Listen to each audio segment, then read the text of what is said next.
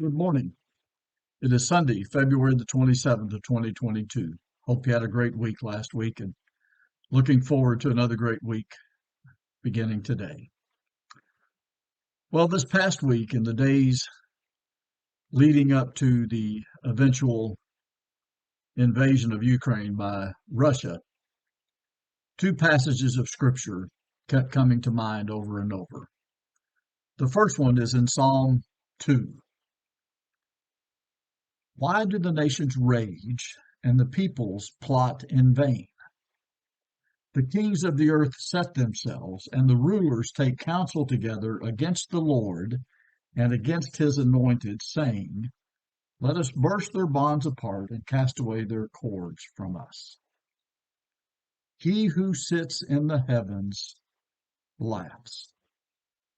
The Lord holds them in derision. Then he will speak to them in his wrath and terrify them in his fury, saying, As for me, I have set my king on Zion, my holy hill. And as the aggression built up and then again the eventual invasion, one of the things that kept going through my mind over and over again, this is 2022, why can't we learn how to get along with one another? And I guess as long as there's evil in the world, we won't learn how to get along with one another and just be at peace.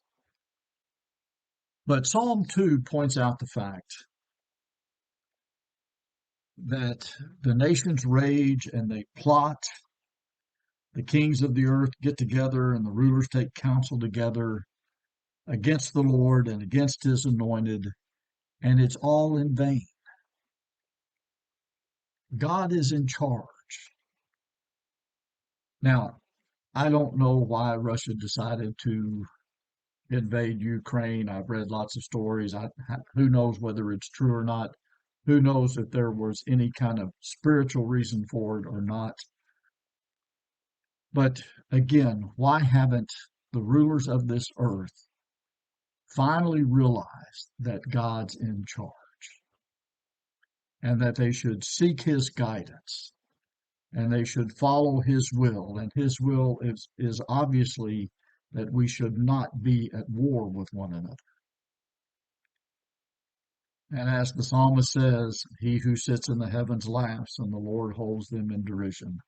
Somebody once said, if you want to make God laugh, tell him your plans. Now, this is no laughing matter, and I understand that. So far, from what I have been able to tell, several hundred people have lost their lives. Tens of thousands of people have been displaced.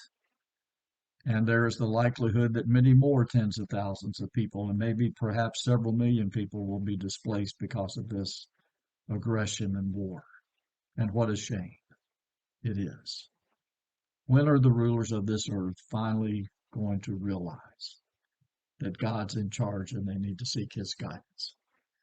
The other passage of scripture that kept coming to mind is also a psalm, and it's a familiar one probably to most of us. And in Psalm 46, verse 10, be still and know that I am God. Now, I realize that's relatively easy for me to say from the comfort of my home here in the United States, where we are not facing um, bombing or shelling, and things are relatively peaceful. But let me encourage all of us to understand that God is in charge and God is in control. And that no matter how bad it may be here in this life, on this earth, ultimately, God's will be done. And so even though we're thousands of miles away from the conflict in Ukraine, there are ways that we can help.